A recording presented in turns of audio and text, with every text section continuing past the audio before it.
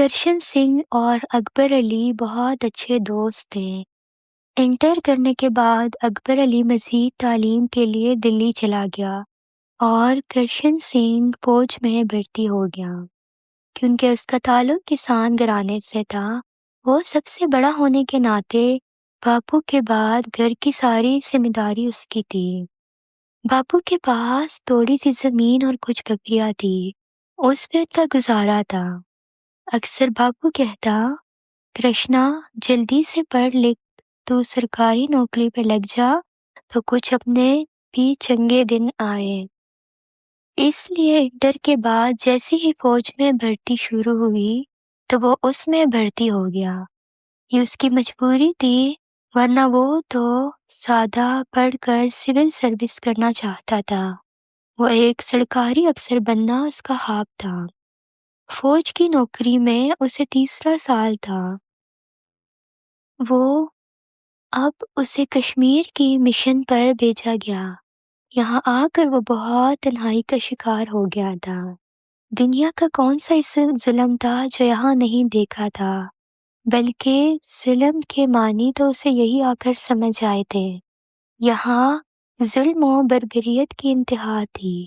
کشمیر کے گاؤں نظر آتش کر دینا، معصوم لڑکیوں کی عزتیں لوٹنا، کشمیری نوجوانوں کو نعرہ آزادی سے باز رکھنے کے لیے ان پہ طرح طرح کے تشدد کے طریقے آزمانا، انہیں بھوکا پیاسا رکھ کر اذیتیں دینا اور نہ ماننے پر انہیں مار کر پانی میں ان کی لاشیں بہا دینا، شیرخوار بچوں کو نیزوں پر اچالنا، ترشولوں سے نہتی خواتین کو چھلنی کرنا اور سخت سردی میں ضعیفوں کو برہنہ بدن ٹٹرنے کے لیے جوڑ دینا۔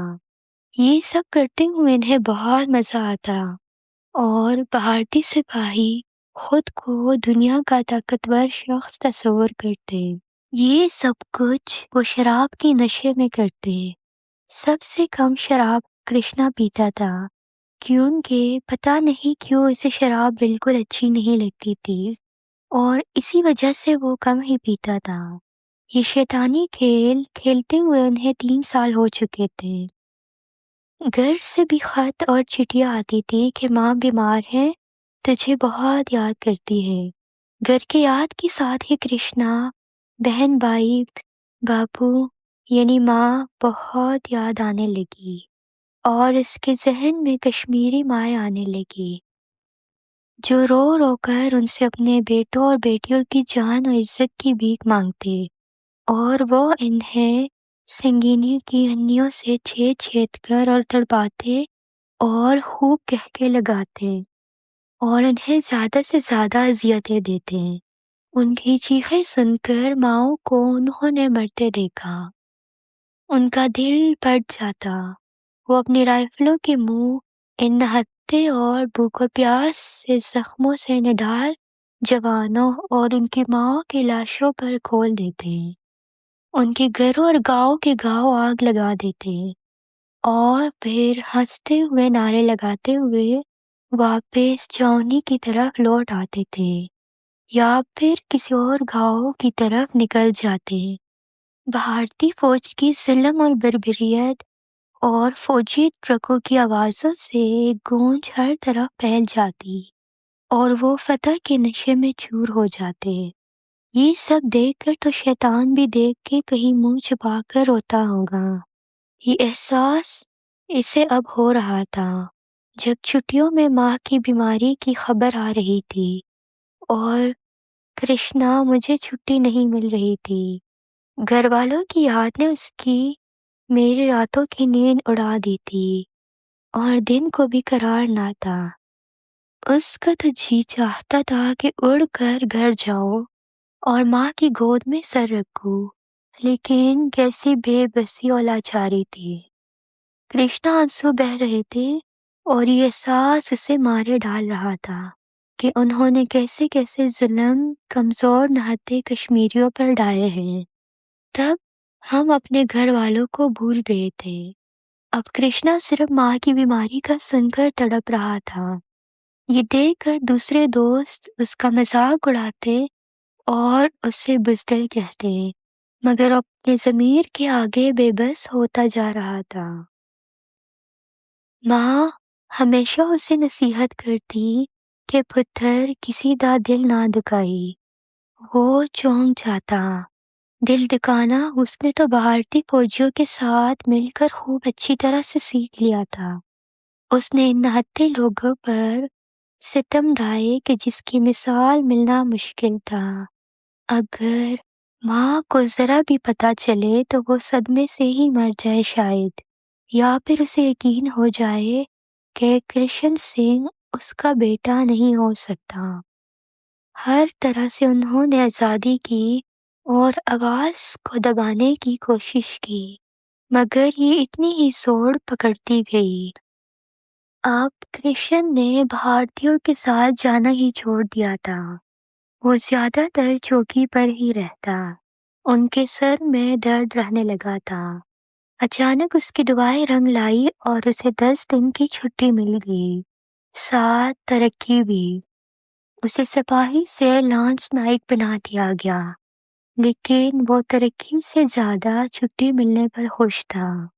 جب گھر آیا تو اسے احساس ہوا کہ وہ درندوں کی چنگل سے نکل کر جنت میں آ گیا ہے۔ ماں تو اسے دیکھتے ہی کھل اٹھی اور چند دنوں میں ہی بھلی چنگی ہو گئی۔ ارے نیک بخت، اب تو دوا بھی نہیں لے رہی، باپو بھی خوشی سے کہتے ہیں۔ میری دوا تو میرا کرشنا ہے، اسے دیکھ کر تو میں خوشی سے ٹھیک ہو جاتی ہوں۔ واحے گرو کی مہربانی اور ایشور کی کرپا سے ماں اسے دوائی دیتی۔ 10 دن تو ایسے گزر گئے جیسے 2 دن ہو۔ جب وہ واپس آنے لگا تو بہت اداسی اور بے قرار تھا، مگر سب اسے دعاؤں میں رخصت کر رہے تھے۔ ماں بہنیں چپ کے آنسو پونچھ لیتی اور ہنس ہنس کر اسے رخصت کر رہی تھی، اسے جلدی آنے اور چھٹی ملنے کی دعائیں دے رہی تھی۔ خیر وہ پھر انسان نما درندوں میں آ گیا، لیکن اس نے بس چھاؤنی میں 4 سپاہیوں کے ساتھ رہنے کو ترجیح دی تھی۔ یہ مسئلے بھی نا بہت سخت جان اور پکے ہیں، ہار ہی نہیں مانتے، بس آزادی اور آزادی کے ہی لفظ بولے جاتے، مرتے مرتے بھی۔ بھارتی سپاہی اکثر آپس میں اس طرح تبصرے کرتے، ہاں یار بڑے جگرے والے ہیں، وہ بھی ٹکرا لگا تھا، ارے کیا کریں گے، ہماری بڑی طاقت ہے، سکھوں کی تحریک ٹہری ہمارے آگے۔ گوپال بہت تعصب پسند ہندو تھا، کوئی موقع نہیں جانے دیتا کرشنا کو ہرٹ کرنے کا۔ دونوں جیسے ایک سر جنگ جاری تھی، اور وہ سوچتا یا پھر گوپال کے رویے اور جملوں نے اس کی سوچوں کا رخ موڑنا شروع کر دیا تھا۔ وہ سوچتا کہ جو بھی انسان پیدا ہوتا ہے وہ آزاد پیدا ہوتا ہے، وہ اپنے گھر میں، شہر میں، ملک میں آزاد اپنی مرضی سے رہنا چاہتا ہے، یہ اس کا پیدائشی حق ہے، یہ اس سے چھیننا وہ بھی طاقت کے زور پر۔ اس کا دل آہستہ آہستہ کشمیریوں کے حق میں ہوتا جا رہا تھا۔ جو بھی حق چاہتا ہے اسے بھارتی اپنی طاقت سے دبا دیتے ہیں، جیسے کہ سکھوں کے گولڈن ٹیمپل پر حملہ کر دیا۔ مگر یہ مسلمان تو ہر قسم کا ظلم سہنے کے بعد بھی سینہ صبر ہے۔ گاؤں کے گاؤں اجڑ گئے، خود بھی بھارتیوں کی وجہ سے ہجرت کر کے کہاں سے کہاں جا چکے، مگر جذبہ تحریک میں کمی نہیں آئی۔ آفرین ہے ان پر۔ وہ انہی سوچوں میں گھرا تھا کہ حکم ملا کہ آج تم بھی چلو گے، کیوں کہ نفری کم ہیں۔ یہ صوبیدار کا حکم تھا، اور پھر نہ چاہتے ہوئے بھی وہ ساتھ چلا گیا، کیونکہ یہی تو اس کی روزی روٹی تھی۔ ان کا بہانہ گشت کا تھا، مگر ارادہ کشمیریوں کے گھروں پر حملہ تھا۔ 2-3 فوجی جیپیں پر فوجی ہتھیار لے کر ہنستے مستانے نعرے لگاتے سوار ہو کر روانہ ہوئے۔ وہ سب سے آخری گاڑی میں تھا جو دیر کرنے کی وجہ سے پیچھے تھی۔ نامعلوم کہ اس کا دل کی طرح جیپ کی رفتار بھی سست بہت تھی۔ یہ ایک تباہال جلا ہوا گاؤں تھا۔ سب عمارتیں ٹوٹی پھوٹی تھی، نہ کوئی دیوار سلامت نہ چھت۔ کرشنا نے سپاہیوں سے کہا کہ تم لوگ یہی گاڑی روکو اور گشت لگاؤ۔ سب سپاہی اتر پڑے کیونکہ کبھی کبھی ایسی عمارتوں میں چھپا ہوا کوئی کشمیری مجاہد یا پھر کوئی بدقسمت عورت ہاتھ لگ جاتی اور پھر سپاہیوں کی اینٹ ہو جاتی۔ لیکن آج کرشنا دل سے دعائیں مانگ رہا تھا کہ کوئی ہاتھ نہ لگے اور وہ خالی لوٹ جائے۔ وہ ایک چٹان سے ٹیک لگائے دل میں یہ دعا مانگ رہا تھا، اور سپاہی ادھر ادھر گھومتے ہوئے کافی آگے تک نکل گئے۔ وہ انہی سوچوں میں گم تھا کہ جیسے کوئی کھڑکا سا ہو۔ اس نے سوچا شاید کوئی مجاہد اس پر پستول تانے کھڑا ہوگا۔ اس کا دل جیسے مٹی میں آ گیا، پیشانے کی رگیں تن گئی، کیونکہ کشمیری مجاہد بھی تو ان کے خون کے پیاسے تھے۔ حملہ کرنے سے وہ بھی باز نہیں آتے تھے۔ اس نے جلدی سے پیچھے مڑ کر دیکھا، لیکن وہاں تو کوئی نہ تھا۔ اس نے ٹھنڈی سانس شکر کی خارج کی اور جس طرح کھڑا ہوا تھا اس طرف احتیاط سے بڑھنے لگا۔ اس نے سوچا کہ وہ چپکے سے نکل جائے گا۔ جس طرف سے آواز آئی تھی وہ ایک ٹوٹی ہوئی کوٹری تھی۔ بس ایک دیوار پر چھت جڑی ہوئی تھی، باقی 3 دیواریں، دروازے، کھڑکیاں جل کر گر چکی تھی۔ چھت نے زمین پر گر کر نصف خیمے کی شکل اختیار کر لی تھی اور ایسی جگہ بن گئی تھی کہ 1-2 آدمی آسانی سے چھپ کر بیٹھ سکے۔ مارے تجسس کے اس نے وہاں جھانکا تو ایک دم جیسے بجلی سے چمک گئی ہو۔ گلابی دوپٹہ اور 2 سہمی ہوئی آنکھیں اور تھوڑا سا ایک چہرے کی جھلک اس سے نظر آئی، اور بس اب سوائے جلی ہوئی گھاس اور آج جلے سرکنڈوں کے وہاں کچھ نہیں تھا۔ تھوڑی دیر کے لیے یہ سب ایک وہم سا لگا، لیکن بغور دیکھنے اور جائزہ لینے کے بعد وہ سمجھ گیا کہ یہ گھر کا کمرہ ہوگا اور ایک نیچے ایک تہہ خانہ یا سٹور نما کمرہ ہو سکتا ہے۔ وہ ٹھٹک سا گیا۔ اس نے ادھر دیکھا، فوجی شاید آس پاس نہیں تھے۔ وہ آگے بڑھ کر نیچے کی طرف بیٹھ گیا اور اتنے لہجے میں کہ کوئی دوسرا نہ سن سکے منہ کا رخ اس طرف کر کے بولا، تم جو کوئی بھی ہو یہاں سے مت نکلنا، کیونکہ بھارتی فوجی کتوں کی طرح کشمیریوں کی بو سونگھتے پھر رہے ہیں۔ اور پھر وہ تیزی سے اٹھ کر نیچے آیا اور سکون کا سانس لیا کہ ابھی تک فوجی واپس نہ آئے ہوئے تھے۔ وہ اس جگہ سے ہٹ کر جیپ کے پاس جا کر کھڑا ہو گیا۔ جب تھوڑی دیر میں سب سپاہی آ گئے تو پھر وہ چھاؤنی کی طرف روانہ ہوئے۔ راستے میں وہ سوچ رہا تھا کہ شاید وہاں گھر کے لوگ چھپے ہوئے ہوں گے یا پھر مجاہد یا صرف وہ لڑکی۔ اس نے ایک ٹھنڈی سانس بھری۔ کیسی بے بسی کا عالم تھا ان محصور کشمیریوں کے لیے۔ چھاؤنی آنے کے بعد بھی وہ یہی سوچنے لگا کہ اس لڑکی کی مدد ضرور کرنی چاہیے، وہ اکیلا جائے یا نہیں۔ نہیں، اس معاملے میں کسی پر بھروسہ نہیں کیا جا سکتا۔ دماغ نے اسے سختی سے سرنجش کی، اور مجاہد پھر تو وہ مارا بھی جا سکتا ہے۔ اس وقت دوپہر ڈھل رہی تھی۔ وہ شام کا انتظار کرنے لگا۔ کسی کی ڈیوٹی دن کی تھی تو کسی کی رات کی، مگر ان کے لیے ٹائم کی کوئی قید نہیں تھی۔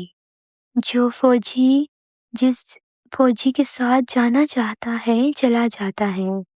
کچھ سپاہی گشت پہ گئے ہوئے تھے اور کچھ تاش کی بازی لگائے بیٹھے تھے۔ وہ سب کا جائزہ لینے لگا۔ شکر تھا کہ گوپال ان دنوں پیلیاں کی وجہ سے اسپتال میں داخل تھا، ورنہ اسے کرشنن کی بڑی ٹو لگی رہتی تھی۔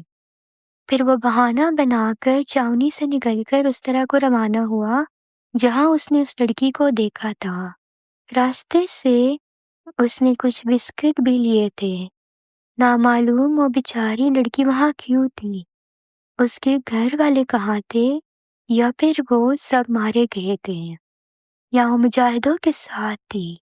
انہی سوچوں میں گرے ہوئے اس نے گاڑی ایک طرف درختوں کے جھنڈ میں اس طرح کھڑی کی کہ دور سے بھی وہ کسی کو نظر نہ آئے، اور واہے گرو کا نام لے کر وہ وادی میں اتر گیا اور پھر بغور علاقے کا جائزہ لینے لگا۔